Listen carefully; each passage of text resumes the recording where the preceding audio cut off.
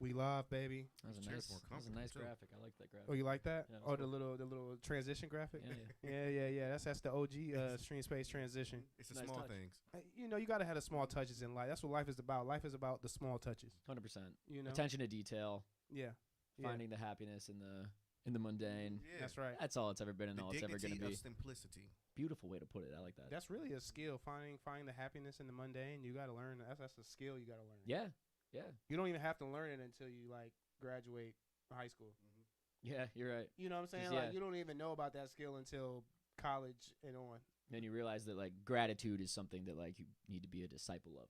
Yeah. And like it takes a little bit of work. Man, gratitude is like so many people are just not grateful for like things that happen in their life because they're so busy, and that's partly probably like social media and everything like that because you get to see the best clips of everybody's life and everything, and you don't see the background stuff, and so you're just never satisfied with your own life. Like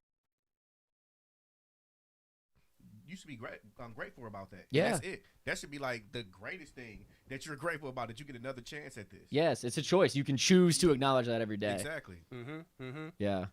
Hey, first of all, you know this is about to be a good conversation. We ain't do no intro or nothing. Right. We just came in deep though. This is not the middle of the podcast. This Came in hot, so yeah.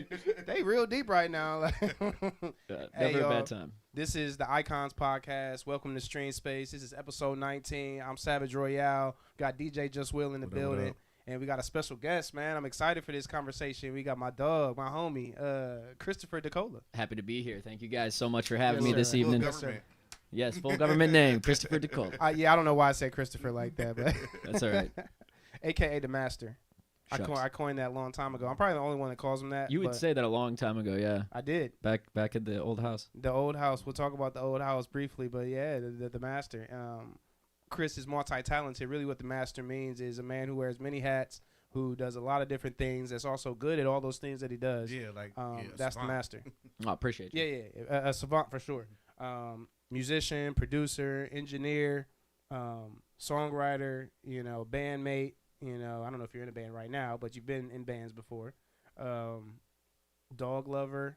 Now we know he's like a house sitter, like one of the top tier ones though. Top tier house sitter. We're getting some good gigs. Yeah, it's schedule stacked, man.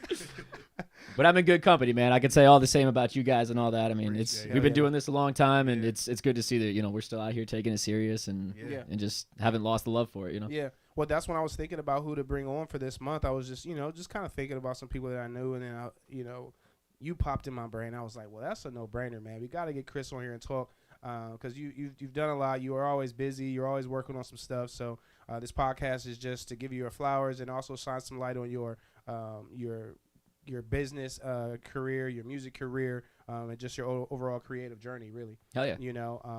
So yeah, let's kind of just start in the beginning. Yeah, you're a musician. You're a music person. You play guitar. I know you play guitar. Yes, sir. You play a little bass too, right? Yeah, I played bass. A little bass too. I played bass in a band. Like, bass was like the first instrument. Bass was the instrument that I started like kind of playing shows with. Like in my high school band, like we would play like usually twice a weekend back when I was like 16 and all that. And we'd come up to Cleveland, we'd do Peabody's, Grog Shop, all that stuff. So I was a guitarist, but I kind of like cut my teeth playing shows on the bass. And bass was like kind of easy for me. It was a ska punk band. So like there were parts that were a bit intricate, I suppose, but for the most part, I could just like bang on it and bang my head. Like my neck is like not really great because of those days. She was really selling it. Yes. Oh yeah. People had a drinking game they actually made about me back then. Like I used to wear a hat and I would bang my head nonstop, whole set. I would sometimes go a whole half hour just banging my head up and down playing. And so my hat would always fly off of my head, and the horn players would pick my hat up and put it back on my head, flop right back off, obviously. So there was like a drinking game. Every time his hat flies off of his head, you take a drink. Shot. Yeah, that's the rules. So yeah, bass I kind of like cut my teeth on like playing shows and whatnot, but guitar is my main thing for sure. There we go. So yeah, that definitely got to start there, because that's the root, the beginning stages of you becoming who you are as a musician. You said so. Guitar was the first instrument you learned? Yeah.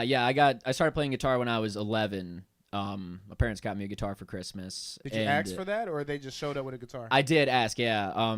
My older cousin Dave, I'm the oldest of 4 kids, and Dave is like a little bit older than me. And Dave, so he was like my big brother, and so everything he did, I had to do.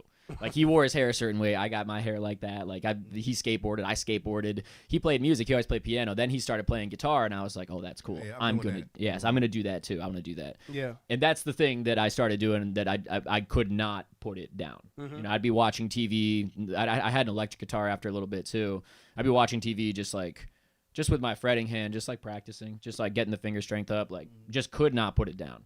And I feel like you can relate to that because I always remember this about you. You started playing drums when you were like 5, right? Yeah, like 6. Yeah, so a young kid. That's wild. Yeah. Well, when you start that young, you don't even think about it. Like you say, you're just sitting there, just practicing. And I used to just play drums for hours, just for I'm just playing 4 or 5 hours, just playing along with songs, trying different riffs, trying different grooves, trying different feels. So there is something special about learning an instrument at a young age, where you don't really think about it. You're just in the motion of just playing. I mean, Justin played saxophone growing up. Played saxophone, started in the 5th grade and everything. Wasn't like I had like I think I might have had like a little bit of a natural talent for it, but like I just didn't put the effort in at the beginning. I was just going through the motions. I did it because they had the people come there show. Oh, that's cool, and then I just put it away. But like I kept keeping up with it. But then eventually, like you said, you just start messing around with it. Sometimes like I'd be sitting in my room and I wouldn't even be playing it. I would just put it together and just start messing with the keys. So I'm okay, this is G, A, B, C, and just go up and down and everything like that. And I think that really helped out a lot, just like you said. Yeah. Getting familiar, yeah. Yep. But also learning, and that's like a very strong foundation piece for you. Fast forwarding, doing producing, songwriting for bands and engineering. Having a good solid foundation in music and music knowledge, I think really helps you excel in those professions like a producer and engineer. Oh yeah, 100%. Versus you just like kind of starting out and maybe not having that musical background, or you just kind of, you could be a natural at it, especially like beat making. But I just think there's another level that you can get to because of having music knowledge. Yeah. Especially like I for some reason I feel like it's the rhythm section, right? People who play in the rhythm section are like they're always like the engineers and producers and everything like that. It kind of comes like drummers, bass players. As the next step, as the next step, it's always a drummer, it's always a bass or a guitar player or a pianist, all the time. Yeah, and it makes so much sense in all of those regards because like drums and bass, like you're not going to show me a good song that doesn't sound amazing with just the drums and the bass. Like that part of the arrangement is like step one, mission critical. It has to be there. Yeah, so that's like the building block of designing the song. You know what I mean? So many drummers are beat makers because like that rhythm, like their understanding of rhythm is like that's the most important ingredient if you want to build off of. And piano is a big one too, like you mentioned, like because that's theory. That I've taken piano lessons. I haven't in a little bit here. I've kind of been on and off with it, but over the last like year and a half, maybe 2 years, I've been taking piano lessons, not because I want to be able to shred on the keys. Like I'm not going to be on stage like ripping an organ solo anytime soon. Probably, I don't really care to. That would be tight. I shouldn't say. If I catch you on the organ, Chris, I'm about to just like out of nowhere. I'm about to scream. He put the guitar down or whatever, and he just moved over to the beat. I'm like, man, what is he about? Slide it up, get it screaming. Yeah, that'd be cool. But I just want to like be able to understand theory better. Like it's a little bit easier. It's right in front of you, like as opposed to the guitar, where so much of it has to do with the mechanics of making. Or the saxophone's a great example too. Like so much of playing that instrument has to do with the mechanics of making it make a sound. Like the first time you picked up a saxophone, it probably sounded like crazy. Yeah, you're like, man, I'm not gonna be able to do what that guy did, right? Yeah, it seems like such a far gap. With a piano, you just hit the key. Precisely. So to be able to like sit down and just be able to design the chords like that, yeah, that's massively helpful. So I try to stay, like as a disciple of music theory, like just learn a little bit more about how different chords are relating to each other every now and then. Sit down with the keys. How do you feel about creating a song on guitar versus piano? Is there any different thought process behind that? That's actually a good way to put it. It's like the thought process. It's almost like on the piano, there is like a thought process behind it for me. Like I will think about, I'll be thinking very hard about like what these notes are going to be doing and like how this is all going to come together.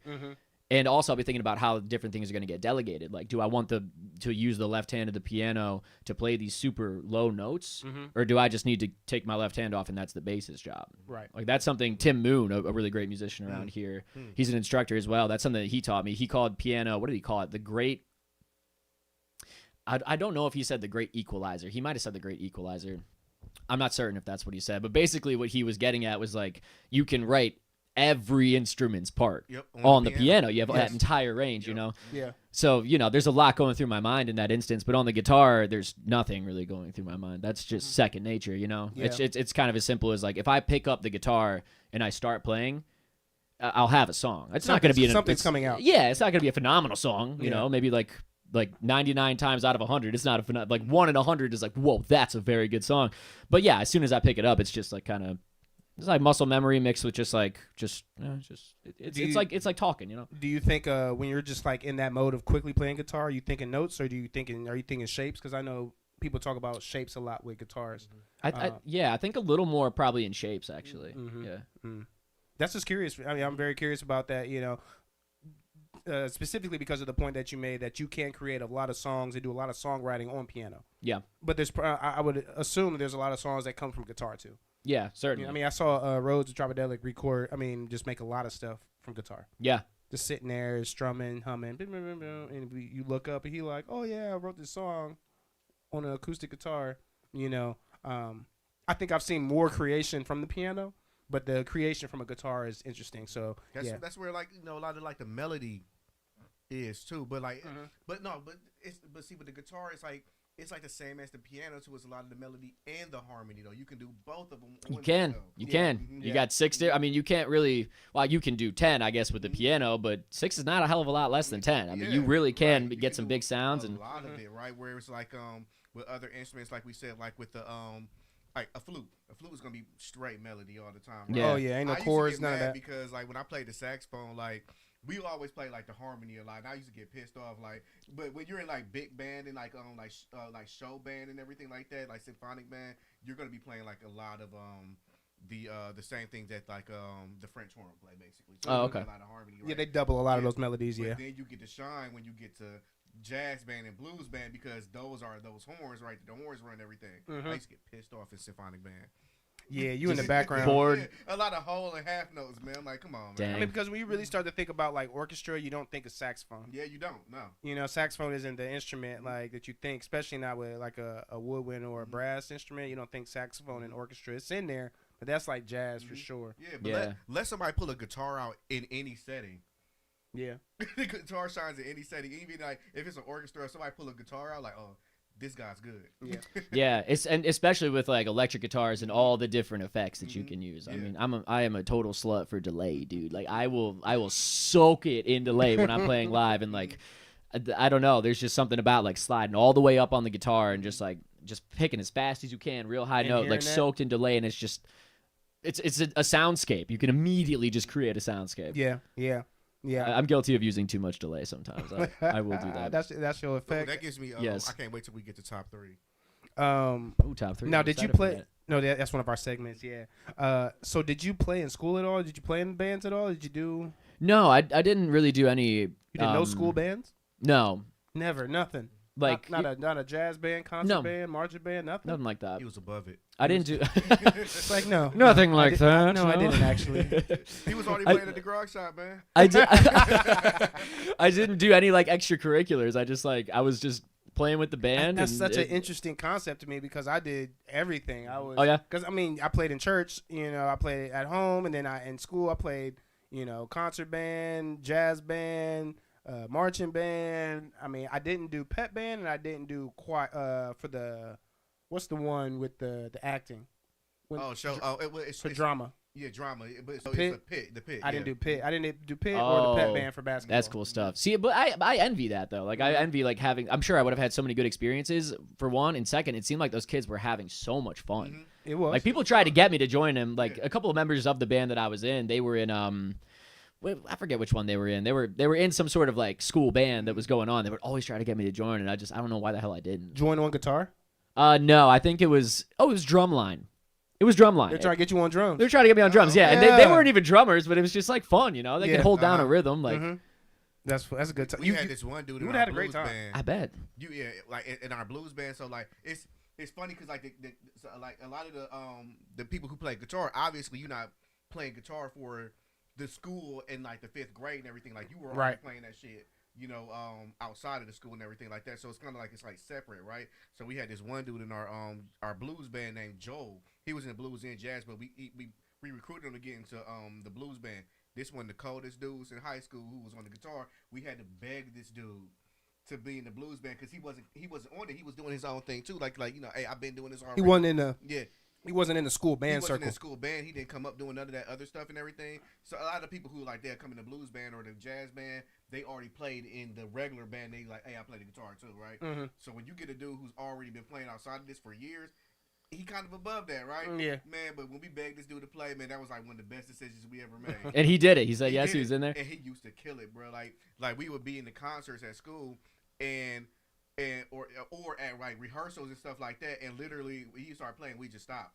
I'm not jumping on no more. You know, it's not. It was probably my turn or somebody else's turn. I don't care. I want to keep hearing him play. I don't even want a solo. Wow.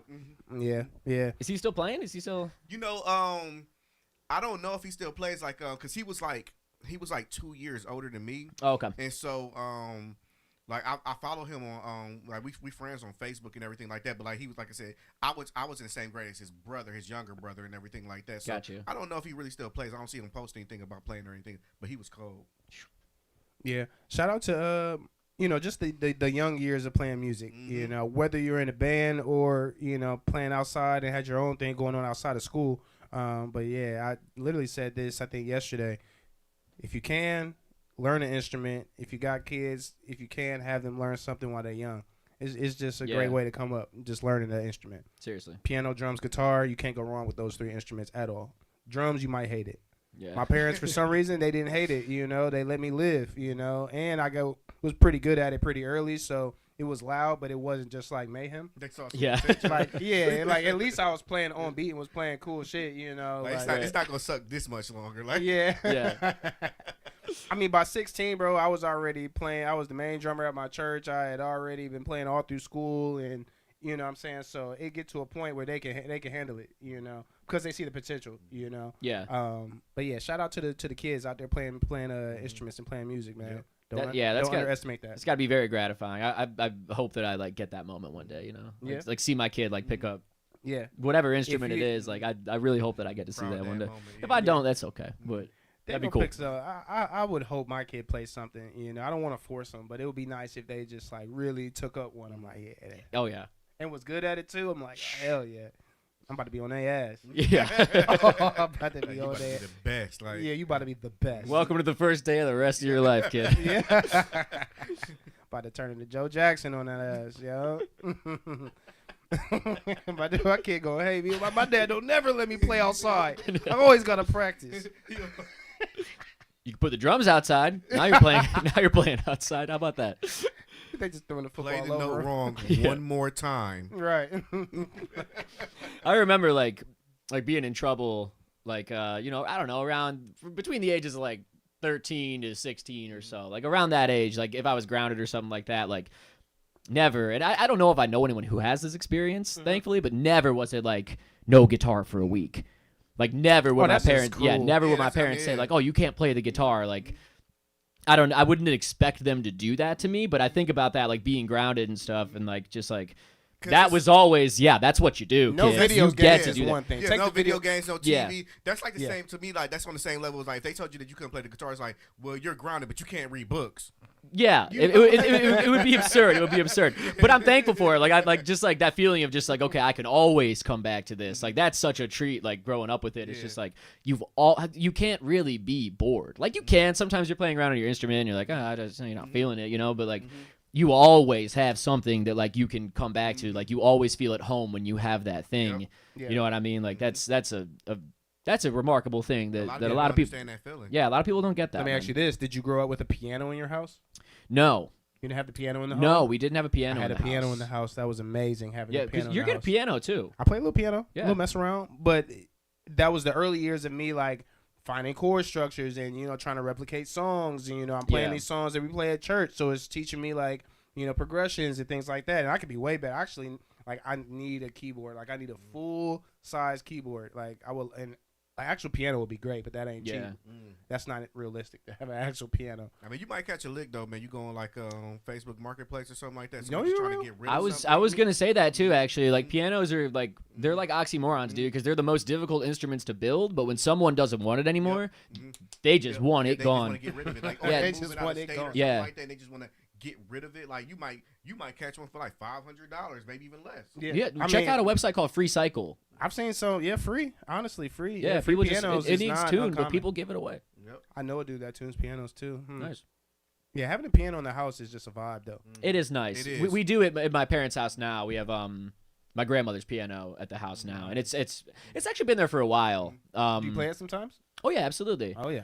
Yeah, that's been there for a while. I think that was the piano that was That's there dope for a to while. have But in the maybe house. by the time I was around like high school, I think we had a piano in the house, something like that. So for a lot of like, that time growing up, I guess there was, just not in like the initial stages. There's still a piano at my parents' house. My parents have a piano there. I don't know where that piano came. I don't know the history of that piano at all. I gotta ask my dad actually. I wonder, what does it look like? It's a black piano. It's black. Yeah, it's a black piano. That's not the one that was at Carrie. No, it wasn't in I'm trying to Carrie's. figure- I don't know who she sold that piano to. I don't know where that piano went. It was brown. Hers was brown, wasn't it? Okay. Yeah, so our great aunt, great aunt, I think. Great. Yeah, great. She's our great aunt. Great aunt. Yep. She had a piano in her house, and it was just always a vibe, especially around the holidays. We just mess around on the piano. Our fathers knew a couple chords, might be singing a couple songs, or whoever knew a song would just go play their song. Yes, dude. It's just such a vibe, community bro. activity. It is, bro. It is. So when I have my house, there will be a piano up in there. And not a keyboard. It has to be. Yes, It gotta be a 100%. piano. It has It's to gotta be a piano. I don't care if it's a little out of tune. It just has to be a string piano. piano. Man. Yeah. Hey, let me ask you a question. Is piano a string instrument or is it a percussion instrument? Percussion. Technically, I it's a percussion. I was gonna say both, kind of like. It's both. It's kinda But I both. guess but string Right. instrument, like you don't bow it, but Mhm. percussion because it's struck. Yeah. Well, Yeah, it's but yeah. percussion because in order to make the sound, You the gotta hit hammers are hitting. He's only saying that because he's a drummer. But it is. Like- It technically is. It's a percussive instrument. It's a percussive It's a instrument. percussion instrument. I think if you You were gotta tune it with the strings though. say it again. You gotta tune it with the strings. You have to tune The you strings have in to there. tune the strings, but like I said, Yeah. if we were like plucking it like a harp, like is a harp a percussion instrument? Could be. Man, I don't I think feel- so. I- though, I don't because- know. I don't think so because it's like a plucking thing Mhm. now. Like a harp is closer to a guitar than it is a piano. Mm-hmm. Harps are heavy. They heavy. A as harp shit. is I just didn't know seems that. very. I almost dropped one on a lady. She I didn't almost know killed her. until I almost dropped a harp on the lady. Those things are heavy, man. seriously, dude. I was like like one of the big joints. Yeah. a real ass I mean, harp. Yeah. That's why they got wheels on the bottom. What, you of brought them, it to bro. the studio? No, it was actually a friend of mine named Liz. Her father, rest in peace, Tom Knapp. He passed away, but he was. Liz. Oh yeah, shout out Liz. Yeah, you remember Liz? Absolutely. She, her dad was, he was a recording engineer, and he did like orchestral stuff. He actually won a Grammy in like 2004 or something. Oh wow. Yeah, for like recording the best like violin performance of the year or something like that. Mhm. And so I got to like sit in with him at where was it? I feel like it was is there a cathedral like around Slavic Village somewhere? I would. It probably is because it's a very, very old neighborhood. So Yeah. it probably is. I might be I like can't kind say of for sure. yeah, I could be like kind of turning around about exactly where it was, but it was a Called West beautiful cathedral. Westwood, no. And he like there was a whole orchestra there, a whole performance, like live thing, and so he was in charge of recording it, and he had like They used that cathedral reverb. yeah, it was amazing. But then like someone said, "Oh, can you help like the harpist like move her harp?" And I was like, "Yeah, sure." And like they should not have trusted me. That was not the guy to ask. I'm also like not really a big fella, you know what I mean? Like it's, If you don't know how it works. Like, yeah, like this like if I would not have asked this guy to go move that harp, but I got asked, and I wanted to be polite, so I said, "Yeah, certainly, I'll go help." And so I went over there, and like they're like, "Okay, you got it." I was like, "Yeah." I said, no, I said like started going down, and this lady was like, I don't have it. put her hands up to like protect herself, and I'm like out of breath, like trying, and like she was mad, she was very upset with me. That thing weighed like 1,000 pounds. Yeah, it was insane. Like How much does a harp It's cost? It insane. gotta be like $5,000. Yeah, they probably even more than that. Yeah, I bet. Yeah, That's I would crazy. expect like a harp would be like 10, That's wild. something like that, 8 or 10. Or I something wouldn't be like surprised by that at all. Yeah. You know when something expensive when you ain't never even thought to look up the price of Yeah. that. You're just not allowed to have You it. just know, Like, yeah, I'm I not just allowed know to- I can't have I'll it. never have one of I don't know those, how man. to- Like, how do you get into playing the harp? Like I don't know, like because no school has like unless you just had a school that had a harp, but like ours didn't. my school had no strings at all. Like in our bands, we had no because we didn't have Y'all didn't have an orchestra? Good. Well, we had concert, but symphonic band I think is what brings in the strings. Yeah. Well, no, it's orchestra for us. Symphonic was just. I didn't have orchestra then. I had concert. That's what they called we had ours. Concert band. Well, concert. Okay, so in middle school you had like concert band, you had symphonic band, right? Mm-hmm. And so concert band was like everybody. If you want to play an instrument, you can be in concert band. Symphonic band, you had to audition to be in symphonic. Okay, so that's just the next level. In high school, symphonic band was the band that everybody was in. Then you had wind ensemble. Wind ensemble was the one that everybody was in. But then we also had orchestra. But orchestra was all the strings and everything like that. So that was pretty much the same thing as symphonic band for the strings. Right. And I played in that one too. But I played the saxophone in that one. But I played the French horn parts and everything. I just had to transpose the music. Right. Yeah. Right. Yeah. My school didn't. It was a good school, but we didn't have any orchestra, so we had no strings. So no violins, cellos, none of that. That'd have been cool, but yeah, no strings for us. But we gotta so wait. I know we're gonna keep on talking about like high school band, being young and everything. We gotta move on to the next part. So, let's get to we're gonna get life. I'm actually 16. That's the story so far, folks. So let's fast forward a little bit into your production career. Yeah. What was the moment that you were like, yo, playing guitar, playing with the band is cool. I want to record some stuff. So yeah, that kind of came out of like necessity. Like you might imagine, like that same band that I played in high school, we needed to like make an EP and like make an album. So we kind of like just learned how to do that shit, like just for that purpose. And I went to Cleveland State University for a year, and I was telling this story recently too. Like my dad has done a couple different like little side hustle, like side hobby sort of project things over the years. Like he did like some freelance writing, like he was an author. One of the other things he did was he got into like voiceover work. So he got a little microphone, a little interface, an old copy of Pro Tools or something like that. So he could like, do his Recording. Yeah, like demo reels and stuff like that and pitch it to people to try to get gigs and whatnot. And so he kind of like got over that after a while, and the stuff was just sitting in the basement. And maybe I was a senior in high school or something. And I asked him, I'm like, hey, Dad, like, is that mic and that interface down there still? Like, is that just kind of sitting in the basement? Could I use that? He's like, yeah, Christopher, go ahead, absolutely. So I learned how to like use that, or I learned how to do it with that stuff. And then when I got to Cleveland State, and I had like, a dorm room and whatnot, it just became literally everything to me. You took that stuff to Cleveland State? Yeah, I took that to Cleveland State with me, and it was just my entire world. Yeah. Like I started sleeping every other night. Like I would stay awake for 48 hours. I would sleep for like 13 or 14, skipping all my classes, like just not going to them. Like just sounds like me, man. Yeah, I made it a year. I lasted a year at Cleveland State. But yeah, I mean that's literally the only thing that I cared about, and so learning how to do it through that, I started kind of recording people, just I was like, all right, I think I'm ready to actually do some other stuff. Like the band's project is one thing, but like who else is here? Who can I meet here at Cleveland State that's like trying to do music? So I would like record people's song for, I don't know, $25 or $30 or something. I actually would write people's papers for them too. I used to do some of that in college. Guy. I just kind of clicked like that. Like my dad was like using the microphone and he was like writing like stories and stuff like that. Like very much like my father in that regard. I was like a ghostwriter of sorts. Right. Yeah, 100%. I love that. Make that money. Yeah. But anyway, like I had flyers up all over Cleveland State. I called it Studio 304 because 304 was my dorm room. What else are you gonna call it? That's where we're recording, in the dorm room. Just right in the dorm room. Yeah, and Euclid Commons at Cleveland State was like set up pretty nice. Like you had your own little bedroom. So there was like a common area and then 4 small bedrooms, 2 bathrooms too. So you just shared a bathroom with one other person, and so you had a little bit of privacy there. And I just had like a half of a box like stuffed with some soundproofing duct tape to the wall, and that was that was the booth, And, I would get in a lot of trouble. I hung flyers up like all over campus, and so I used to have to go to these judicial hearings because I was soliciting a business on their property, and they didn't let me do it. They Which tried is crazy. to. Like I go here, like nowadays, like they really don't. Well, I don't know. Maybe it's different in Akron. They really didn't care about that in Akron. No, that's cool. I mean, they should want you to like bud and fly and like learn, what it's like. That's what you're there to do. Like, is learn. You should have switched your major to like business. You like, I'm just trying to practice. You're right. You're totally right. I was undecided. That was the problem. I would have gotten A+ in business. Exactly. Like, this is for a project. yes, this kid is a go-getter. Be like Chris. Then they'll put your face all over the campus and everything like that. Yeah. Maybe I'll go back, guys. Maybe I'll go back. But yeah. So I guess like the big thing with the producing that like I cannot leave out of that whole story is I was doing that.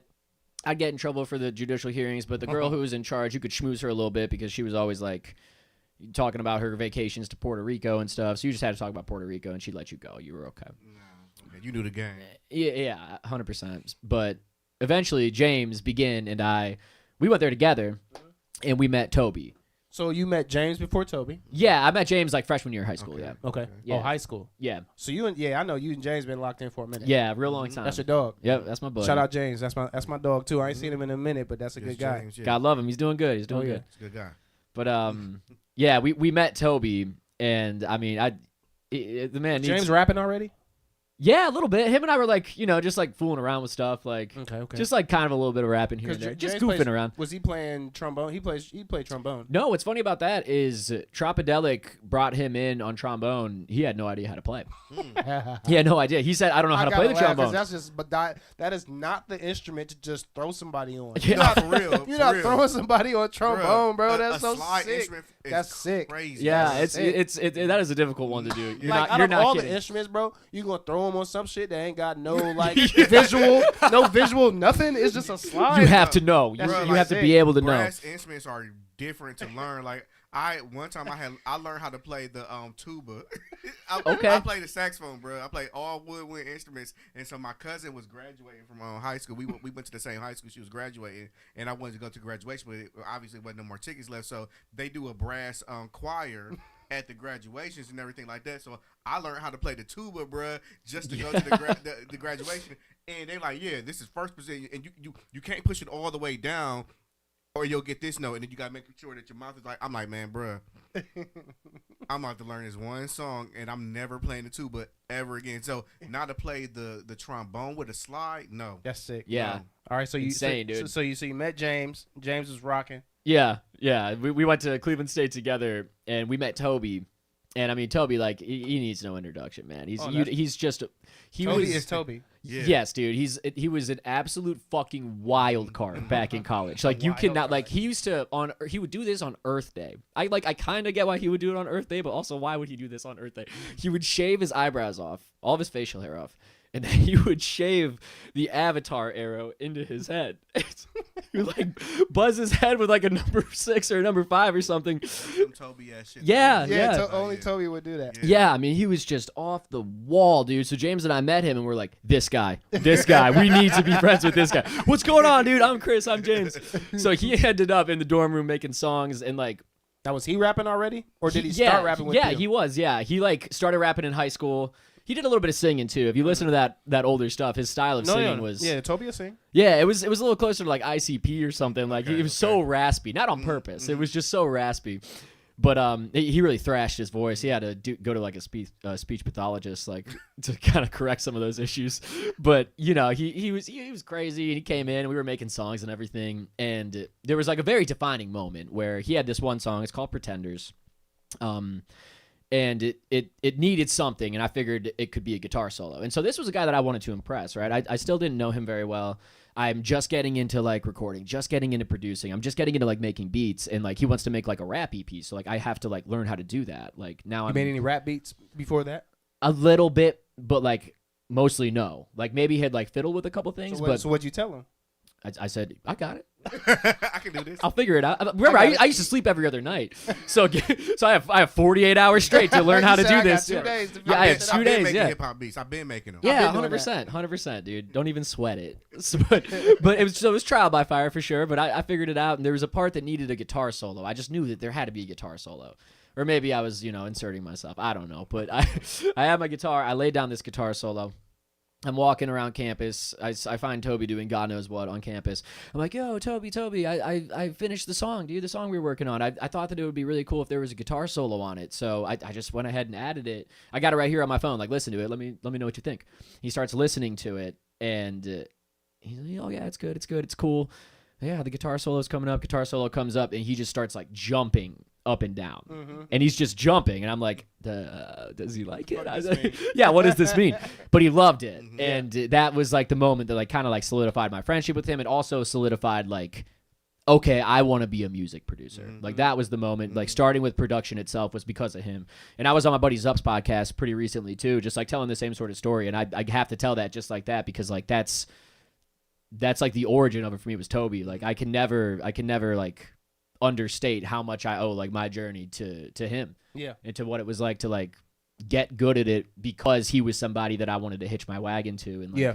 You know? Well, shout out to him too, also because here we are in 2025, and you're still locked in with him. I mean, you just dropped a project with him a couple weeks ago. Yeah. I think it was like last Friday that came out. Yeah. You feel me? So like, shout out to that, still being locked in with the artist, you know. And it's almost cliche because you watch all these interviews with these big producers, and they're like, lock in with the artist, you know. You don't have to try to reach out with somebody big, you know. Lock in with somebody that's in your city that you know, and lock in, you know. But this is the true testament of what it looks like when an engineer or producer locks in with the artist and stays locked in. Yes. 5, 10, 15. I mean, how long has it been? 20 years? I mean, maybe not 20, but I mean, I think close to 15. Close to 15 years. Yeah, a little over 10. Of a music relationship, you know, and it does nothing but grow, and it grows, and you both inspire each other. You both push each other. You know each other like more like more on a personal level and more intricately than like, okay, hey, this person just walked down into they doing a session with you or something like that. Like you know each other. You probably as soon as he started making music, you probably already know how he likes his stuff mixed. It's and he trusts lightning you too. Fast. And he trusting you. Absolutely. You know, and even if he doesn't like it, you have enough relationship where he could be like, hey dog, I ain't feeling that, and you be like, all right, bet. Oh yeah, we pull no punches, and I don't feel no type of way about it. No, you know, but you have to. It takes you time to get there in relationship with people. Seriously. Creating and making music or any type of art. Because it's sensitive, you know, it's a lot to, especially from a Toby perspective or like a songwriter's perspective. You're putting so much on the line being an artist of yourself. You know, you're putting so much of yourself out. You know, you want the people around you, especially like your engineer, to be able to, you know, accept that. Yeah. You know, and I've seen the relationship between you and Toby, and it works. You know, it works, and I think Toby would value you as well, being an engineer and producer that has that relationship, because it's not easy to find. Yeah. You know, it's like a rare thing. If he can't work with you, he's not going to just easily find somebody else to work with tomorrow. That's not how this shit works. This ain't a car dealer. This isn't a car mechanic, you know, like in terms of chemistry, you know, like you just can't, it's not how it works, you know, and God put y'all together. Yeah. For sure. Yeah, no kidding, man. I mean, that person becomes like your best friend. You know what I mean? Like, that's what I was going to say too. You've had plenty situations with Toby now that has nothing to do with music. Like that's like your brother. He married my wife and I. He was our pastor. Like he did our ceremony, bro. He wrote a poem for it too. It was beautiful. Yeah. He like wrote a whole poem that he did, and like he nailed it. He knocked it out of the park, man. Yeah. Too, he married us, bro. No, Toby is an interesting person, but Toby is a good person as well. Like you don't find there's certain people you just don't find every day. I found out like the first time I ever met him was like around where y'all lived over on Huff. Shout out to the Huff House. That Huff House is legendary, bro. Yep. I go on down Old to that Lucerne. basement, and then that's when y'all was doing like the dolphin water slide. Dolphin, yep. You brought up dolphin water slide. Let's go. So, hey, I love. Like, I'm glad like we talking about this now too, because I love dolphin water slide like this. The concept of it and everything like that. And I was down in the basement when y'all did like a couple of the videos and whatnot. Oh, yeah. And that shit was crazy. I think one time you like, it was funny because they always would be like Chris Dicola something like they were all saying something crazy. Chris Dicola this, and then they would. And then then they all start rapping, and like Toby was just like going wild down there. Like I mean, he would be like down there rapping and everything like that, and he was just like.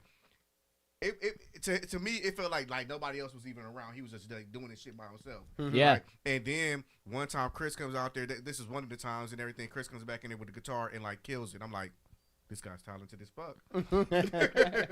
Yeah. Because that was early on when I met you, so I didn't know all the stuff that you could do. Yeah.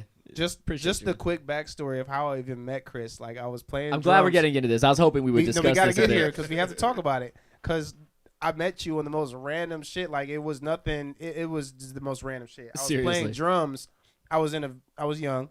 I was in a transition period. I was doing who knows what out here trying to make it happen. And I was playing drums for a pastor at the time, and his church was in some random spot over there on Cedar. This is like Lee and Monticello in that office space building. Yeah, a big parking garage behind it, or like a parking deck kind of thing. There's a lot of office spaces in there. So there's a church in there, and I was playing drums for this guy.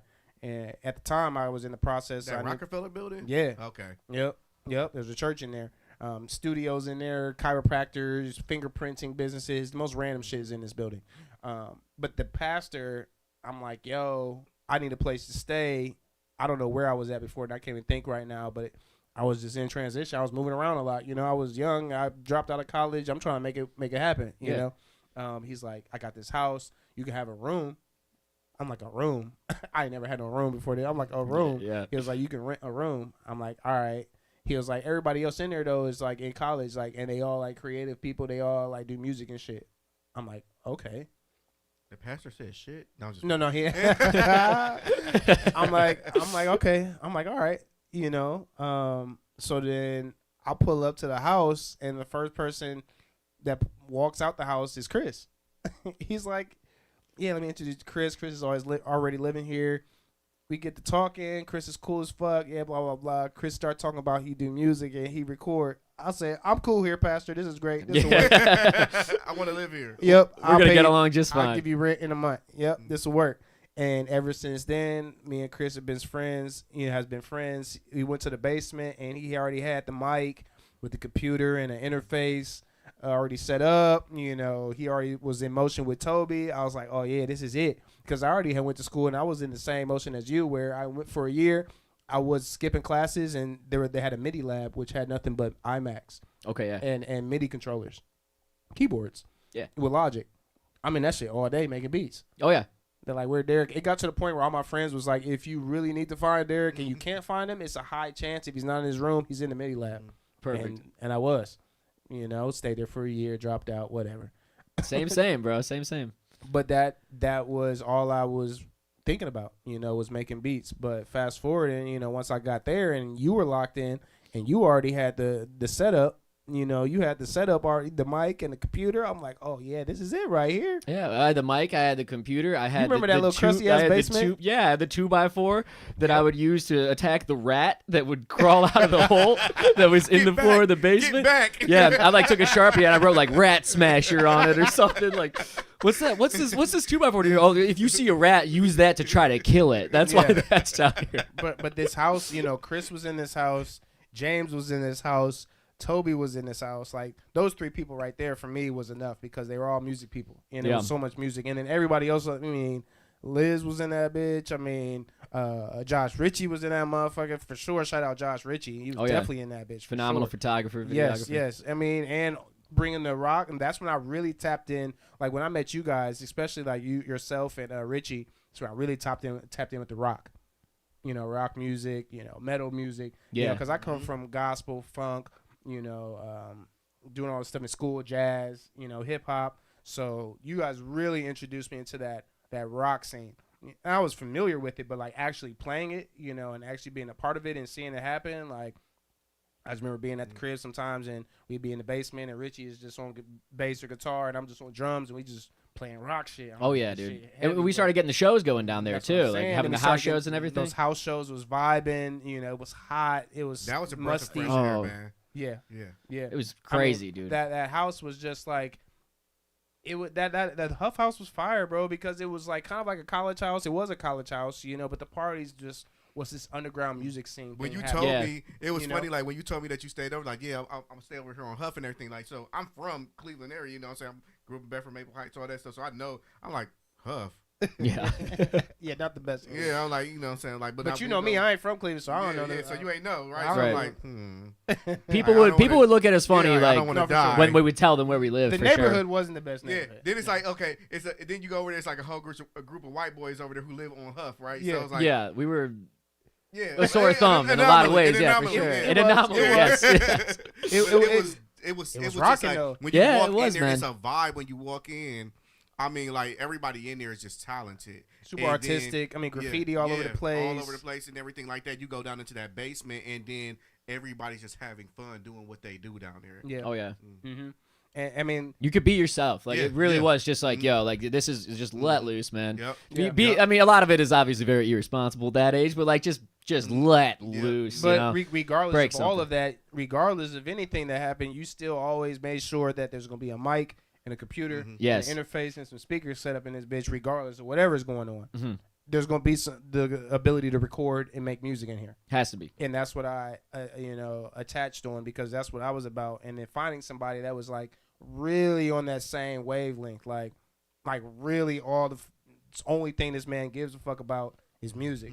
He waking up is music. Is either guitar, or I'm recording, or I'm making some beats, or as an artist over here, I'm gonna go make some money, do a little job, a little funky ass job I don't care about. I'm trying to get back to the studio. I'm like, bet. That's the same type of shit I'm on. Yeah, dude. We had some killer jams down there, dude. We like a lot. I feel like I wrote like a lot of riffs just like feeding off of the way that you played, you know? Because I had never played with someone who was as talented as you on the drums. I appreciate you. Like I was like, oh, like this dude knows how to play the drums. Like people that I had played with, were certainly very talented, but like you, I mean, you know it like the back of your hand. It's your heart and your soul, you know? So like second nature. Second nature, yeah. So like sitting down with somebody like that and being like, oh, I don't have to like start playing a guitar riff and then you start playing a drum beat. You can just start playing the drums and I'm going to come up with an idea the other way around, you know? That was, I mean, that I cherish that time, man. That was awesome. Yeah. But that's also what makes you the engineer and the producer that you are now, because like I said, you understand music, you make yourself very open, you know, and that's how I felt when I first met you. I was like, yo, this dude is really about music. Like, not no gimmick. Like, he really lives and breathes this shit, you know, and you don't see that every day. You know, that like I think that's rare. There's talented people. There's people that make music. There's people that, you know, that are artists, you know, but there's another level of the love of the game. Yeah. Like, everybody that's making music nowadays doesn't live and breathe this shit. Yeah, that's true. They doing it as like a gimmick, and you can do it every day. That don't mean you live and breathe this shit. That leads me to ask a question too. Is like because like we're like kind of we're alluding to right now is like a lot of people now music is a gimmick. Like they might be like a social media influencer, and like, okay, as a social media influencer, you got to like make a song, right? But they're not an artist. They just like feel like they got to make a song to see if it goes viral and everything like that, right? But like as far as like music goes, like what was your vision like where like, okay, hey, I'm gonna make a living off of this, right? Kind of get into the signal flow era. Yeah, absolutely. Yeah, get into that, please. Yeah, 100%. That's a great segue for it, because like I wanted to, and I remember talking to you during this time too. I wanted to figure out like how to do that, how to like make a living off of it, how to like, I wanted to know how to make hits. I wanted to make it. You know what I mean? Definitely had conversations about that for sure. Yeah, I wanted to fucking blow up and like make fucking hit records with people. So I moved to Los Angeles, like people do do that. I forgot you did good. You did. Yeah, do that. I did. Yeah, and it was like it chewed me up and spat me out. I lasted like 5 months in Los Angeles. I have a lifetime of stories from Los Angeles. I mean, I was in with like a kind of bad crowd and stuff out there, and I didn't really have anyone looking out for me. Like I had someone I could stay with for the first week, but then his like dad was coming into town or something, so I had to like find a place in a week. And I didn't know anyone in that town at all, you know? So I'm not going to say that, like, I was set up for failure. I definitely could have tried harder, but it just didn't end up working out. I remember being on the phone with you, and we were talking about something or other, and you said, like, go show them what you can do, Chris, because, like, I know what you can do. They don't know what you can do. Right. They don't know. It's not their fault. Yeah. But they don't know yet, you know? Right. And you know, I didn't show too many people in Los Angeles what I could do. I came back pretty soon, but that stuck with me, man. That really touched me. That really touched me. That like it really is your responsibility to be like, yo, here I am. Like rock with me. Check this out. You know, like that gave me a lot of confidence when you said that to me. But I came back from LA, like I said, like 5 months or so. And in that 5 months, like Toby and James and a couple other people that I was recording and working with, they had found like a new place to record. It was Signal Flow Studios. So that was when Signal Flow was in the Steel Yard. And Jake Jekyll, my business partner, shout out Jake. Shout out Jake, yes. That's my guy. He gave me the best chance, probably the greatest opportunity of my life when he asked me to join the team at Signal Flow. And at first, I was like a little bit iffy about it. I was like, I don't know if I want to. I rented out. Do you remember that I had that spot at Rock and Roll City Studios? Yeah, I had that. I made my album voicemails there. I made that there, and I was recording people, and that led to some good connections and some people that maybe a person or two that I still like am in touch with to this day. I was trying, but I mean, Level 5 is a rehearsal building, but so is Rock and Roll City. And Rock and Roll City Studios is like way noisier. Like the rooms are all right next to each other. It is the worst place you could set up a recording studio on paper. You know, like just terrible. So, I was a little bit stubborn. I wanted to try it out, like try to do it on my own. And Jake was like trying to get me, like, yo, dude, I'm telling you, like, these guys who are working at Signal Flow now. Like I had met the crew. We did a Dolphin Water Slide at Signal Flow Studios, kind of, a little bit of a mixer. And he was like, I think you should do it. I'm like, I don't know. He says, just come out with me. Come to Gino's. It's the bar on top of the hill right by the old studio. Come to Gino's. I'll get you a beer and we'll just talk about it. And we did. We sat down. We talked. And I felt good about it. But I was like, let me think about it. Like, I'll let you know, man. Like, we'll be in touch, bro. Like, thanks for taking me out. And this is Jake. Yeah, this is Jake Jekyll. Now, during this conversation, did you have an operation that you were recording on your own somewhere else? Yes, yeah. I had that Rock and Roll City spot. Gotcha. During that conversation, yeah. Yep. And but my computer had actually. Now, were you with your band still at that time? Persons, Places, Things. Yeah. No, but I was about to restart it. Okay. So yeah, I didn't know if you were there for like band rehearsing or studio. No, yeah, strictly studio for that spot. Gotcha, yeah, gotcha. Yeah. I think I restarted the band like the year after I got back. But talked to Jake for a minute, and you said you had to think about it. Yeah. He and I like we said goodbye or whatever. I got in my car, and as soon as I started my car, I was like, I'm saying yes to that guy. Yeah, like I don't need to think about it. I called him like a few minutes later or whatever. I was like, let's do it, dude.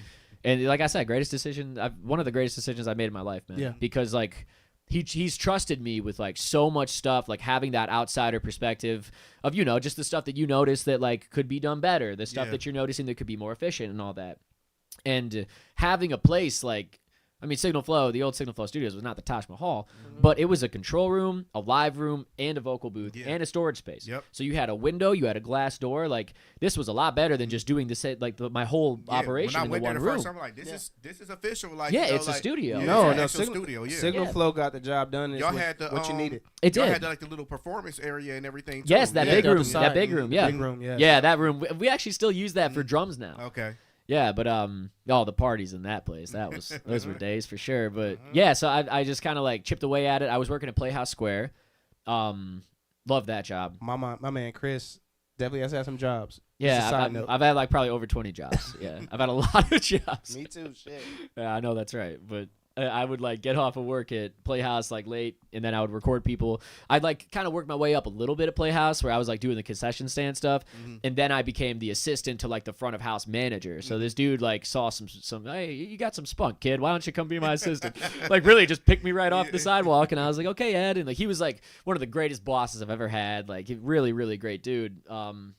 Anyway, so at that point, I was like wearing a suit. I would have like a suit and a tie, and I would have an earpiece in on the floor. Like if you had an issue with your ticket, then I would come and I would resolve that for you. Or if you came and you knew me and we were friends, I would put you in the president's loge. Okay. I would always say from the nosebleeds to the loge seats, guys. Come on, just text me. We'll get you in the loge seats. That's right. I miss doing that, but anyway, yeah, I would get to the studio late at night. And record people. Yeah, I was part-time at Playhouse, part-time at the studio.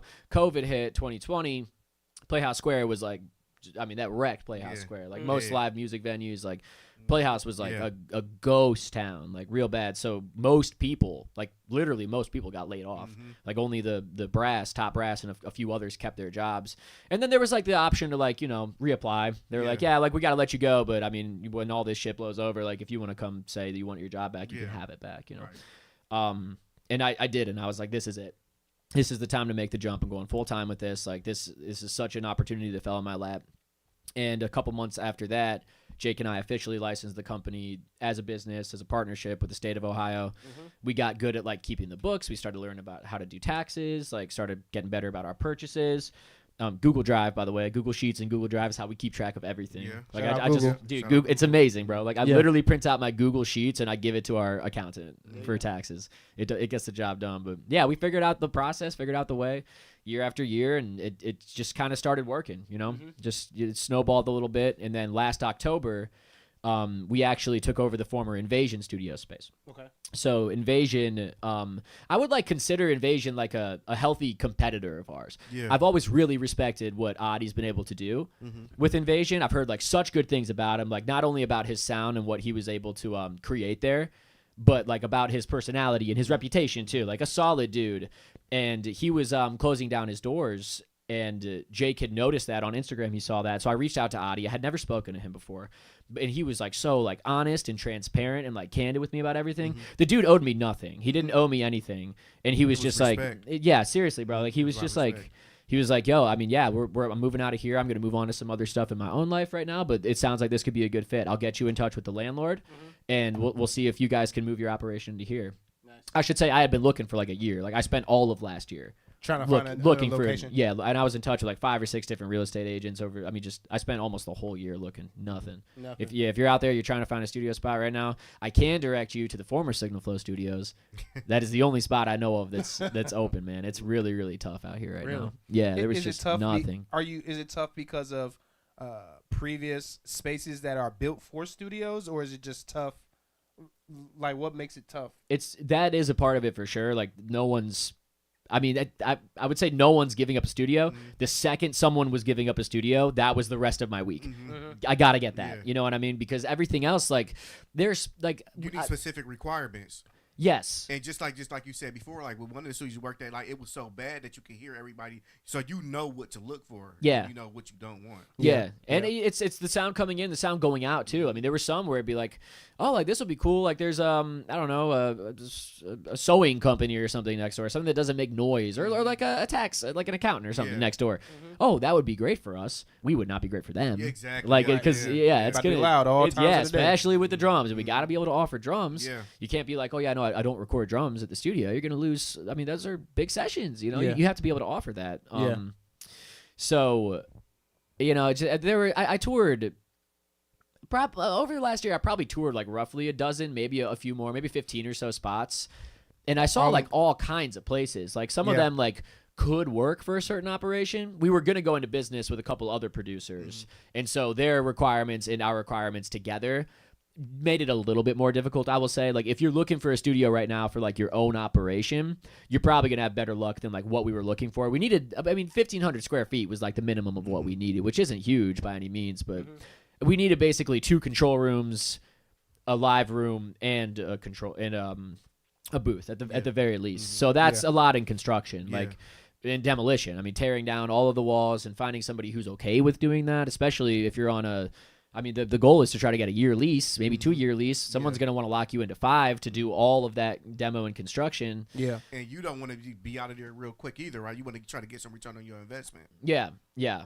You know, it was just a couple of things compounded. It was tricky for sure. But once I got in touch with Adi and he set us up, it's been really cool because, you know, we were like, dude, like, you know, you're closing down your doors, you're moving on to other stuff, but like, keep a key, bro. Like, do your sessions here still. Like, he sold us some of the gear that was there. He let us hold on to some things. And, you know, he's a part of the team, and he's a really cool guy. It's been awesome getting to know him. And that's cool. Yeah, I love seeing him around at the studio and doing his thing and whatnot. So we definitely, you know, there was we got lucky with that for sure. But it was a lot of miles, man. It was almost 5 years of like doing it as a business full time and whatnot, and just like so much like falling down, getting back up, like failing, like.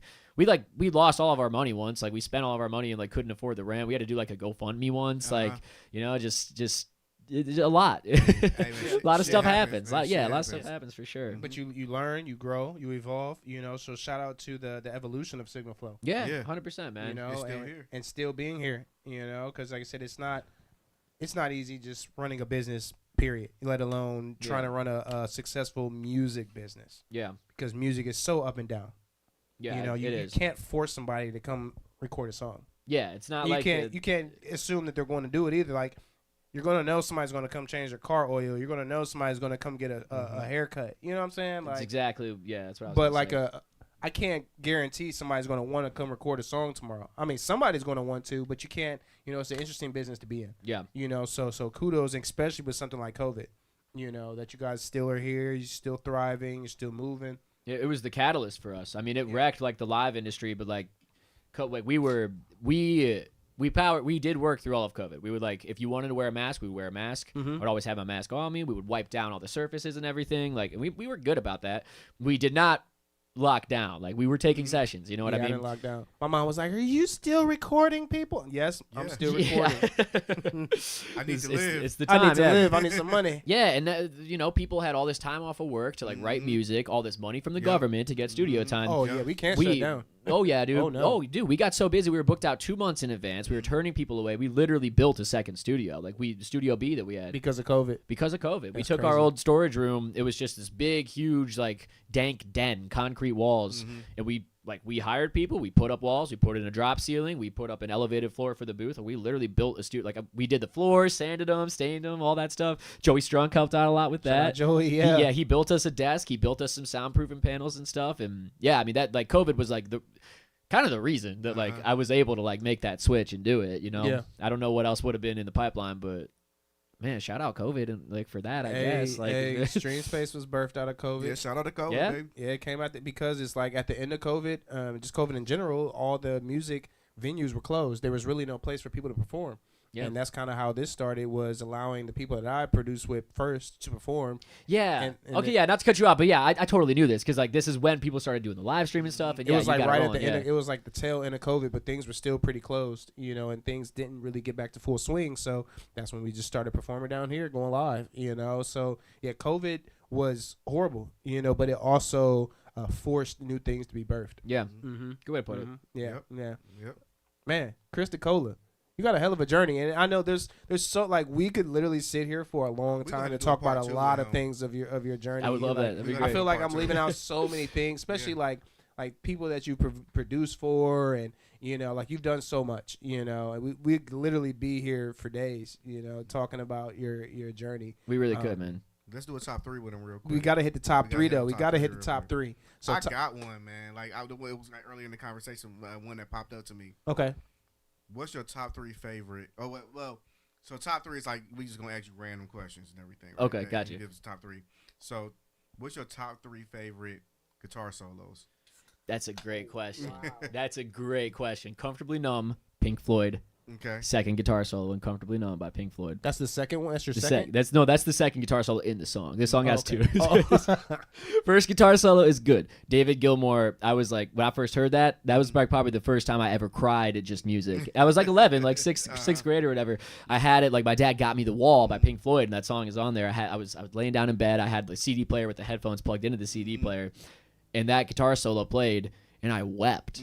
Like that was the most mature cry I'd had up to that point in my life. I'm like, I don't know why I'm Got that shit crying. in your heart. Like, yeah, am I a man now? Like, what's happening to me? Yep, you grew. That's the first hair that grew on your chest. Yeah, you didn't that know is that, but absolutely. the hair just grew. Yes, the tears watered my Your chest hairs. That's crazy. Angels were watching through the window, I'm sure. Shout so out that- Pink Floyd. That's up there. I mean, I don't know if that's number one. Do you want them in order? I don't know if. Okay, okay. Yeah, no order. I'm gonna give. We say order. It puts too much pressure on you to put them in order. Yeah, okay. I appreciate that. It's just kind of throw them out there. I got to go with a song called "What I Am" by a band called Edie Brickell and the New Bohemians. Okay. What a name. Yeah, crazy. Edie Brickell and New Bohemians, they were like never really huge, but What I Am might be their biggest song actually. Okay. And that album, Shooting Rubber Bands at the Stars, is what I think it's called. And it's like 90s. It's a little bit difficult to describe. It's like 90s, almost like new wave meets soft rock. Okay. I guess it's if you put that album on, like you'll get it right away. It's like, okay, that's the I see vibe what of they're it. trying to do. Okay. Yeah, absolutely. And that guitar solo in that song, "What I Am," it's a wah-wah pedal, and it's like almost it's like the guitar is almost like disguised, like it's so heavily manipulated. It doesn't even sound like a guitar. Yeah, it could be anything. Yes, and the tone is like all the way down. Like the tone, like there's no, you don't hear the right hand at all, and he just made it fucking talk. I wish I knew the name of the person who did that. I don't know the guitar player's name who did that, but that was always a favorite guitar solo of mine. Okay. That one's really great. There's a few others that are floating around. I kind of want to give for my third spot here. I'm gonna go with a song called "Mother, We Just Can't Get Enough" by the New Radicals. You know the New Radicals? Remember them? I've heard of I've heard. Don't give up. You got the music in you. One dance left. Oh, yeah, You know that? yeah. Yeah, they play it at weddings. It's been in a bunch of movies. Yeah. Yeah. So that album, I It's like a love that standard album. song. Yeah, okay, Yeah, like 90s rock, you know what I mean? That album, my older cousin got me into that record. Okay. And it's like it's corny. Like it's I want to shout out this guitar solo with this moment that you guys have given me because it's just one note. I mean, there's this whole build up, and I don't want to like spoil it, but like there's a whole build up, and they hook you in. It's like a hand percussion kind of breakdown, like little like woo, yeah, like vocal ad libs going on in the background. Nice, soulful, like sultry piano chords. It just feels like a great night. You know what I mean? One of those songs that is just like, God damn, like the windows are going down when it's 15 degrees. Yeah. You know? And it builds back up, and it's a very long song, takes its time, hooks you in. Big moment, big crescendo going on, big snare roll, and just da da da da da da on the guitar. And then he goes da da da da da da. He does it again. He does it again. And then he does it again. That's it. He literally just grabbed this one chord. And you're like, okay, like, is this like is he gonna do something? When we were saying he's not. When we said it earlier, man, sometimes like the simple things, man. Yes, yes, it just hooks you into the rhythm. You weren't expecting it. You thought it was gonna fly. I mean, the backbeat is grooving, so you're like not having a bad time. And then like three rotations into that, you're like, oh, this guy is so fucking confident. Like that's really all he's gonna do here. You know what I mean? So I don't know. Like, but by most metrics, that's not one of the greatest guitar solos I've ever heard. But it's one of yours. Yeah, I gotta throw that one on there, man, because I thought that was just such a bold decision, and like it really struck me. Damn, that's all you about to do? Yeah, I left a huge impression on me. I was like, because I was talking to my dad, like we were driving somewhere, and I was like listening to like just like some old rock and everything like that, and I was I like loved like the Eagles and oh yeah. And like the guitar solo on Hotel California is like my favorite. Iconic, dude. Man, it's ridiculous. It's so good that they end the song on the shit. Like they don't even go back to the hook or nothing like that. It's like dun dun dun, and it's the end of the song. What do we do now? No, that's it. Yeah, that's it. Like, I mean, it tells a whole story. Yeah. You know, some of it's like cool like guitar stuff, but most of it is just like, what a piece. I mean, just on you play it on anything. They're talking with it. 100%. My favorite, the guitar solo on "Beat It." Oh my gosh, bro. That shit's so crazy. I think that was Eddie Van Halen. That shit is a monster I think it is. solo. Yeah, I think it is. Yeah, that's a crazy guitar solo. Yeah, dude. He and he just went straight crazy, right? He's like, why you just go in like that? He's like 2 notes and went crazy. Yeah. Like, how'd you even make that sound out of that? Dude, no one can do it like him. No one can sound like him. No. Like you can like, I mean, if you get yourself a tube screamer and like a Fender, deluxe reverb, and you dime the amp and you hit the tube screamer and you use a Fender Stratocaster, you can sound like Stevie Ray Vaughan, you can sound like Eric Johnson, you can sound like Jimi Hendrix a little bit if you use a Marshall. There are ways that you can like replicate these. Eddie Van Halen has not been figured out. No. Like people don't know how to sound like that. He would like use broken stuff, like he mutilated his guitar. Like he would play with a fucking drill. Like he'd like press a drill against his. I mean, he was a visionary, man. True visionary. My first concert was actually Van Halen. You saw him? And I got to see him, yeah. Wow. Yeah, it was in 2008. That's crazy. Yeah, my old man took my little brother and I. It was at the Q. Mm-hmm. How was it? Oh, it was fucking awesome. It was fucking awesome, dude. It was the real deal, bro. Van Halen was right there, you know? They were right down there. And I think it was Ziggy. I think it was Ziggy Marley opened. Really? Okay. Yeah, it was an interesting matchup. Yeah, right. Yeah, but it worked, didn't it? It was cool. Yeah, it was pretty cool. They kept the lights on for him though. Mm-hmm. So I was kind of the lights were like on, I believe, during his set. I was like, come on, turn the fucking lights off. They didn't fuck with him yet. Yeah. As if he wasn't I mean, a fucking Marley. He's a Marley. He's a bro. Marley. Show some respect, Show man. some respect. Yeah, but anyway, yeah, seeing Eddie Van Halen was sweet. That Beat It guitar solo, that is an iconic one as well. Those are some excellent selections, those two. Okay, let me see. Top three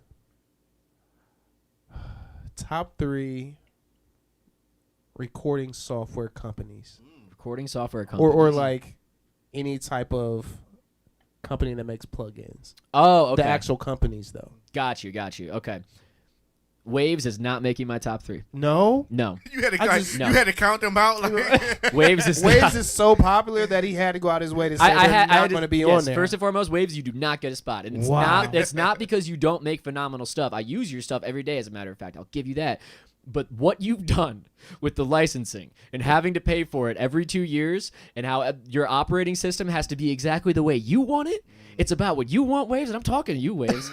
I'm talking to you. What you've done to us, Oh my god, dude! It's a hassle. It's such a hassle. The Wave Central app, all that stuff. I mean, so many studios lock down their rig like in time because of updating and stuff. It's gonna mess with things aren't compatible. You can't expect things to always be compatible, but at the same time, that's some bum ass shit, Waves. It's not It's cool. some bum shit. It's not cool what you've done. It's not. So you're not in my top 3. We calling you out, Waves. We calling you out. Calling you out. Yeah. This is the people talking. It's not working. Hey, hit us up. Yeah, say something to me, please. Say something to me. I've been in touch with your customer service before. You have my email address. They know about you. Yeah, you know who I am. Hit us up.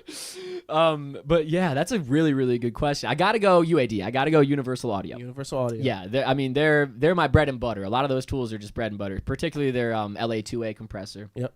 Their Teletronics LA2A is gonna make it on pretty much every mix I've got. And I mean, they do it all, man. They have so much stuff, and it's just it's such high quality hardware stuff. too. Yes, yeah. We got the Apollo 4 at the it's in Studio B, and that's just such a well built piece of gear. I like it a lot. What was I just thinking next? I actually want to put Reason in my top 3 as well. I know you a Reason. I have to do Reason, and man. that is just diabolical. I can never get on it. I'll make some beats on Reason. I think I was on Reason for a month because of you. I cannot do it no more. It's weird with the rack. It's weird, but that's why I'm gonna put them in my top 3. Not because I like using the workstation, but because they have the rack. So you can use the Reason rack in different programs. So I'll be in Logic and I'll open up and I have all of the effects that are unique to Reason. Nice. A lot of them they did a really good job on. Some of them are kind of stupid. Like transitions over to everything easily. Yeah, I mean you're looking at Reason now within visually, Logic. In a DAW, the look of the rack is unprecedented. Like that shit's fire. Yeah, because it makes you feel so close to like being in a studio. Like it looks like it's actual hardware. You really can route it. You can flip it to the backside and see the cables. Reason has that. Ain't nobody doing that shit. Aesthetics are crazy. It's like when people build computers in Minecraft. You ever seen that? Like you can like I don't get it, but it's like that. It's like you literally can make like a modular synthesizer and like create something in the real, like create something that's real in their virtual world.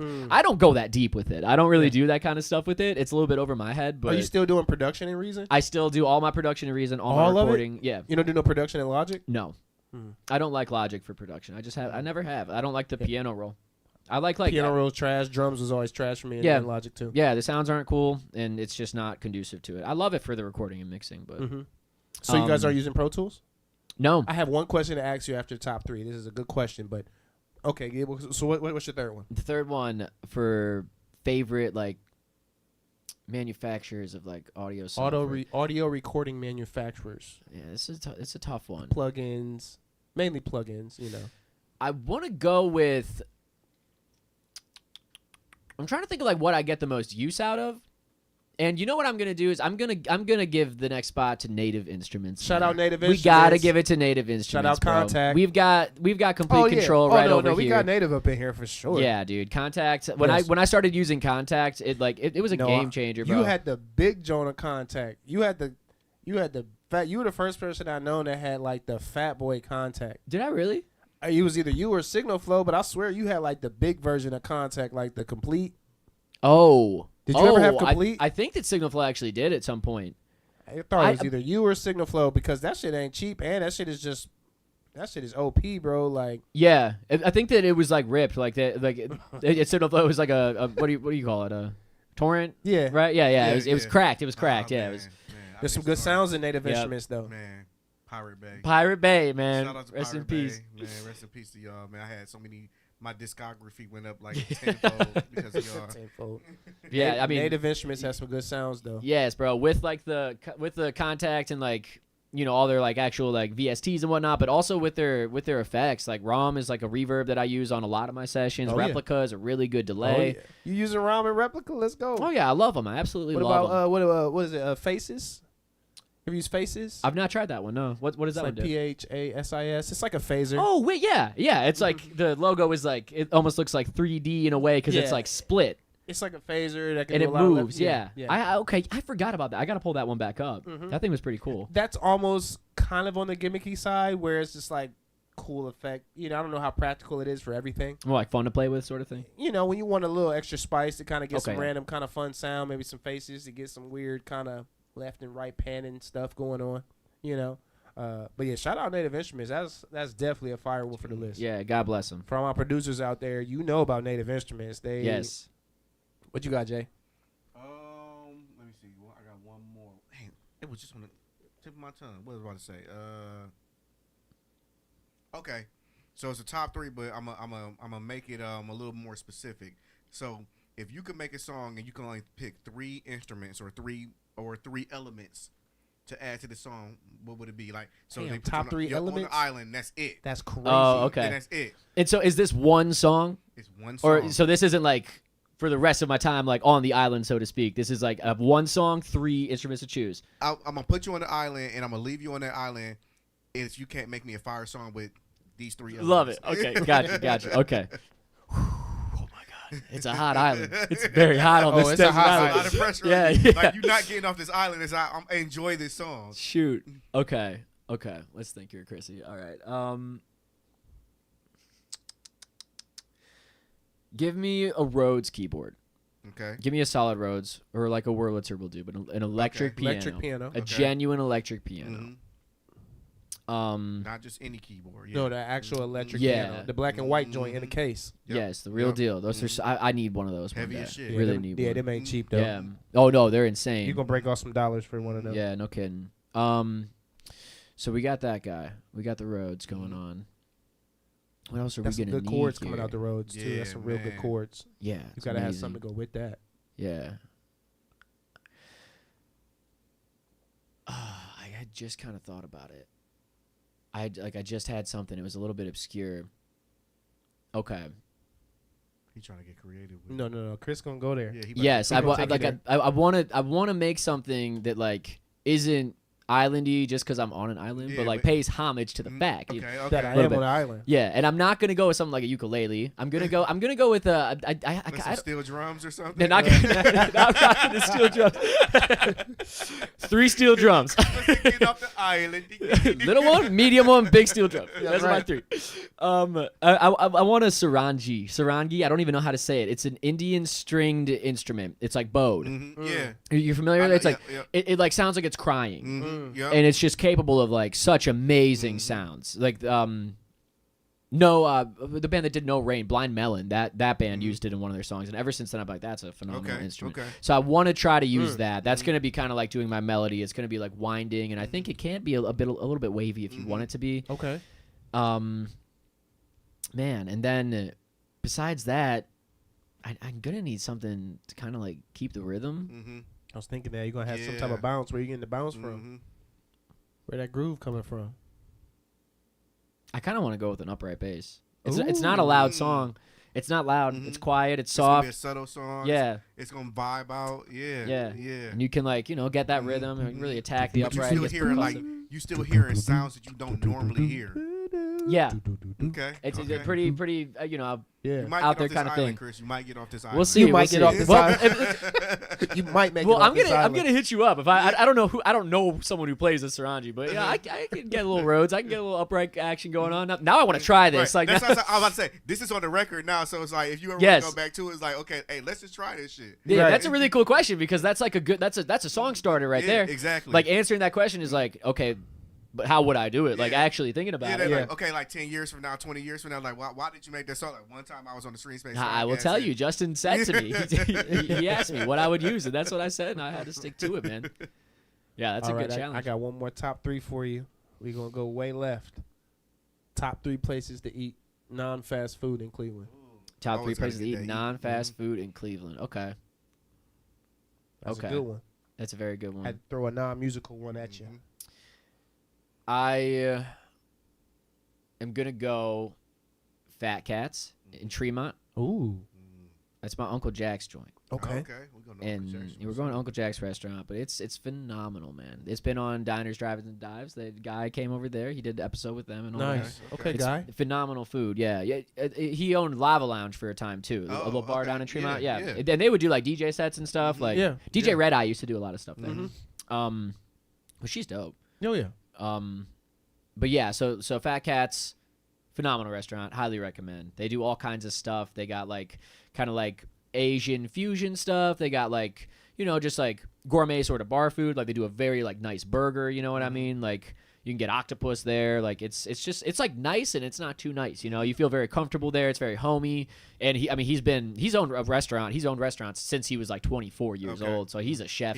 You know, he does. Yeah. Mm-hmm. So shout out Uncle Jack. Shout out Fat Cats. Let's go Fat Cats. Yeah, I'm gonna throw Sense in next. Sense Pizza. Yeah, Sense Pizza. Shout out Sense. We had our first ever StreamSpace, our first show, our first live event. Show, was that Sense? You did it at Sense? Our first event dude, that's ever awesome. was at Sense. Oh, they're so cool there. The first time we came out the basement. The first time StreamSpace came out the basement, we was at Sense. When was that? That was in like 2022. Yeah, Shoot. Yeah. Our first showcase, we had T. Willis, Phil the MC, Jetstar, and Trav Hen. Yeah. Okay. Hell yeah. It was a dope show. It was a dope show. Oh my gosh. Yeah. I know you guys were just like smashing pizza the whole time. I'm sure. Right? Actually, no, they didn't make any pizza that day. I ate pizza that night. It was one of the nights where they weren't making pizza. We didn't make no pizza. Yeah, I came back that day. I came back the next day to get some pizza. Yeah. Yep. Because I wanted. There was no pizza that day. Yeah, and you see the brick oven over there. Like, I will be back bro, we tomorrow. can't get no pizza. All we could do was buy beer that night. All we could do do was buy beer that night. Beer kind of makes up for it a little bit. Like, at least they it's had beer. good beers there too, like real craft beers. Yeah. Like that. Yeah. So they had good beers, good IPAs. I love me an IPA. Mm-hmm. Yeah. Now, okay, you got Sense. What you got for your third? Now, my third like favorite places to eat, is kind of like a toss up for me between two of them. So is it okay if I do a tie here? If it's not okay, I will choose one. I will do a tie. It's your show, man. Okay, copy that. Copy that, gentlemen. I'm gonna give Cordelia the nod here. Okay. I'm gonna shout out Cordelia. I think their menu is amazing. Their atmosphere is amazing. The people are amazing. What they have been able to do with a cheeseburger is remarkable. That's like pushing me over the edge and getting my vote is the way that it's like 4 buns. Cordelia's on East 4th Street. Okay. So, it's, do you know? Wait, downtown? Yeah, on East 4th downtown. Okay. Yeah. There was the old, Lola? Okay. Lola, I think was the name of the place, the Michael Simon restaurant down there. Okay, it used to be that. And then Vinny, I know he's like the head chef, and then I forget the name of the owner. He's a cool guy, but yeah, they bought it. My buddy Adam Bauer, he's working there. Oh, Adam's down there. Yeah, Adam's working there. Nice. He left Heart of Gold.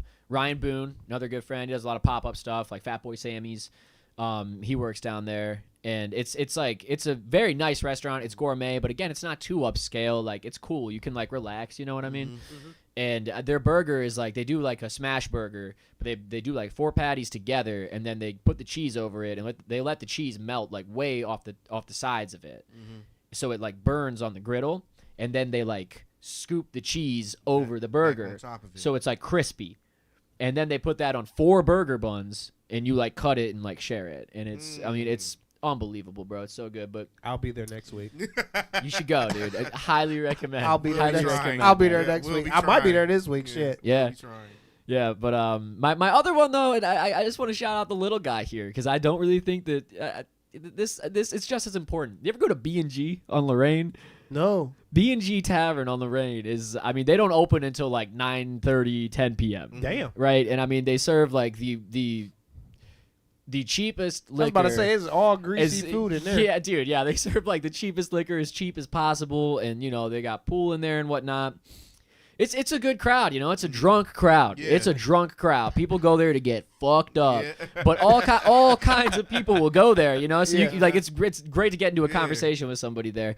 They do a phenomenal burger too, guys, and like their kitchen is like it's a hole in the wall, and it's like probably a little bit smaller than this like area that we're in right here. Like it's a really small room, especially because it has like a grill and shit in it, Yeah. And it's just I don't know if it's probably hot as fuck. it's probably hot gotta as be, shit, bro. man. It's gotta be. It's always that same lady who's working in there. Anytime that I've been there, anyway. And Benny is like the owner. I don't know if that's his wife or not. Somebody watching, maybe they know, but Yeah.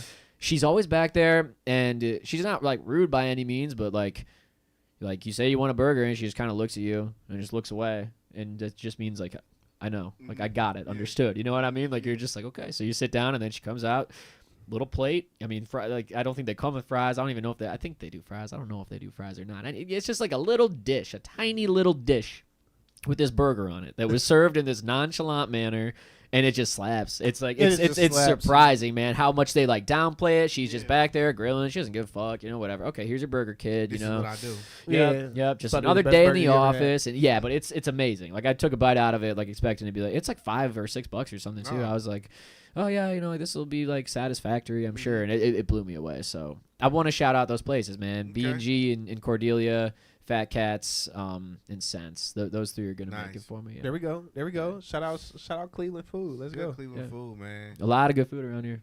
I'm staying a Little Italy right now too, so we might. Oh, you eating Yeah, good. you eating real good. On Chris Dicola Part 2, he gonna have some different ones from Little Italy. We'll mix it up a little bit. Yeah. We'll mix it up. Yeah. Before we got out of here, I got one question to ask you. Yes, sir. There's been some YouTube topics going around about the how do they put it? Like the standard DAW for recording. Is it Pro Tools? Because I guess the allure is that the thought is that it's Pro Tools. Yeah. But there's been people talking about it now saying it's not Pro Tools. It's the standard. Industry standard. That's what I'm looking for. Yeah. I thought Industry it was Pro standard Tools. for vocal recording. Is it or is it not Pro Tools? How do you feel about it? I would answer yes, and I would say that it's only that way because like it's been around for longer, and like at this point the old heads who like kind of like Is that the OG DAW? I don't know that it's the very first one ever made, but it's the first one that like popped. Yeah. Yeah. Digital DAW. Yeah. It was like the late 80s Mhm. or so is I think when it came out. And Waves actually made the first plugin too, so that's kind of cool, I guess. Waves. But After you dog that shit. No, I'm talking Yeah. No, but forget. Remember all that stuff I said. Forget about that stuff I said. regardless of what we say about Waves, Waves is the OG. Yeah. Like I probably have the most Waves plugins Yeah. than any other company. Yeah. So. And I mean, the same. No, I know for sure. I know for sure I do. Yeah. Yeah. I feel like the standard is Pro Tools though. I feel like that's the industry standard. That's what you can expect, right? If Yeah. you go into Dark Horse or Sunset Sound or any like massive recording studio, like that's what they're going to be using. Mhm. But I don't think it's the standard because it's any better. I think it's the standard just because it was around first and like people who like were coming up in the industry, they learned on that, and now those people are like the ones who are mixing hit records and recording massive artists and whatnot. It doesn't mean it's the best one, but it's the most commonly learned one. Yeah. Absolutely. I think it's just like that, Now, what would you put as a close second I would put Logic.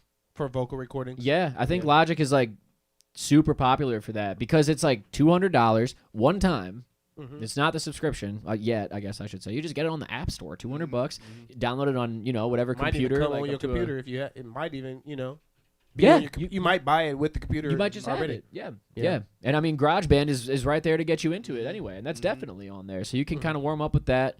You can rock with it, and I think that Logic is like, I think it's more fun to use and it's more fun to look at.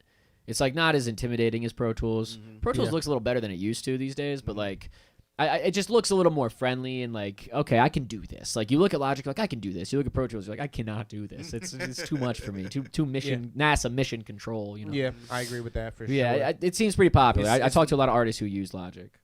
Yeah. Now, what is Signal Flow using? Are you still using Logic? We use Logic, yeah. Yeah. We have Pro Tools. Yeah. Sometimes someone sends over a Pro Tool session or something. Is that the only time you kind of use it? Only time I'm pulling it up? If they already were using. But if you're starting from scratch, from fresh, Logic, yeah. Logic. Or Reason. Or Reason. For the production, yeah. You're not doing a vocal in Reason though. No. It's not good at it. No, it's not very good at it. See, I'm in the Ableton world, and Ableton's pretty much good for Ableton. I respect you for that, man. I I like couldn't Ableton, really though. figure it out. I like Ableton. I love Ableton, bro. I don't. When I dabbled in everything like that back in the day, I did like just the flow of Ableton. I'll use Ableton for vocal sessions and like all my production is in there, and some vocal sessions are in there mainly because I'm on a monthly subscription for Pro Tools. Yeah. And the month that bitch ain't paid. We'll be working in Ableton today. It's like $35 a month.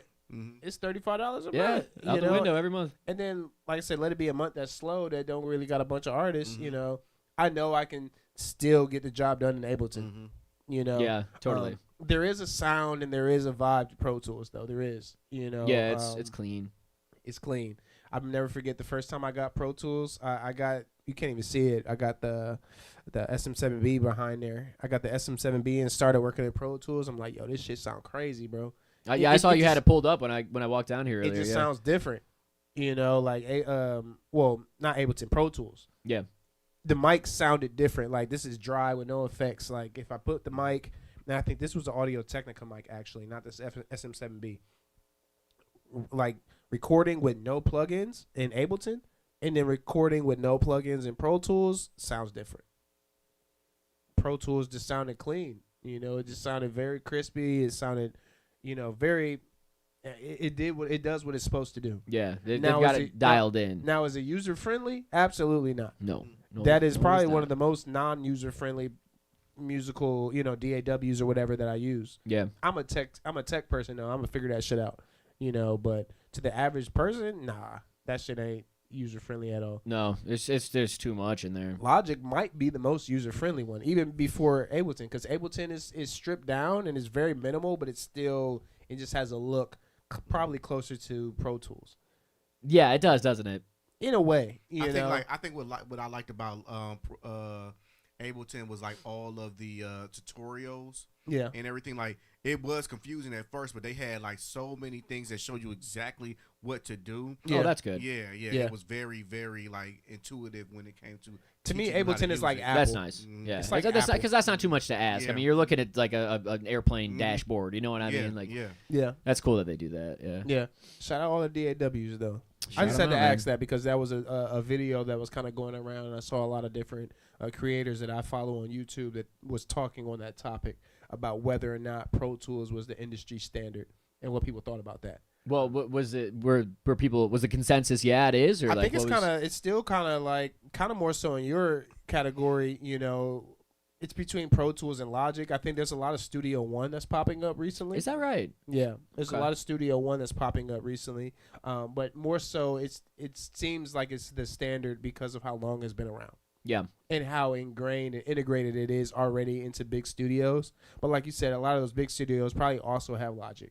Yeah, totally. You know, it's popular for sure. I think also the thing about it though is there's still a lot of people who don't have Macs, which means they're probably not on Logic, which means the next best thing is Pro Tools. Yeah. So I think it really depends also on the computer that you're using. You know, if you've had a Mac for a long time, you're probably going to find your way to Logic. You know, because you had GarageBand. If you grow out of that, the next best thing is Logic. Yeah, totally. You know, but if you're not on Macs, which for me, you know, I have a Mac now, but like when I really was starting to get into recording and producing, like I never had a Mac. You know, right. I also never had Pro Tools early on. But I could see how you could get to Pro Tools quicker using PC. Yeah, that happened to me exactly. I was on a PC and I had it. It was like it was Pro Tools 8 that was like kind of outdated at the time, but yep. You know, it worked with the computer. But. Yeah. Do you guys use Fruity Loops? Oh yeah, I was literally just about to bring up Fruity Loops. Loops. Fruity Loops back in the day. That was yeah. I'll still use Fruity Loops. I don't have it now, but I will. You know, I will if I had to. I know plenty of people that still do. I mean, Fruity Loops is alive and well. Not for no kidding. Not for vocals though. No, I know people who do it for vocals, and I'm just like, man, you're making this real hard on yourself. Like, I watch them do it, and I'm like, bro, like, why do you have to do all of these things? Like, for the love of God, like all this. I mean, people know it. People know how to do it. It also gets to the point where, a bunch of steps, but I know how to do it. I know if I do this, it's going to work. I ain't got time to learn nothing new. Yeah. So I'd rather do 10 steps that I know how to do it than to learn a new program that might take 3 steps. Yeah, that's right. Give me 30 fucking seconds, asshole. I'm going to plug this in. Give me 30 seconds, and you're going to be good. I know. Yeah, hey, shout out to all the dolls. Yeah, shout out. There really ain't no excuse nowadays. You can record on anything. I got an iPad. I make beats on, so it don't matter nowadays. Yeah, that's true. Man. Hey, y'all, this is Chris Dicola. This was awesome. We literally could have like a 3-part segment with this man because this man has a lot of things to offer. In terms of his musical knowledge, his creative knowledge, we could sit here and talk all day. And plus, this is my dog, too, so we could already talk. And you guys just rock, man. You guys just rock. Good friends of mine. Thank you so much for having me on. Make sure you tap in with him. He has a, what's the name of the project that's out now with you, Toby? And there's a third artist as well.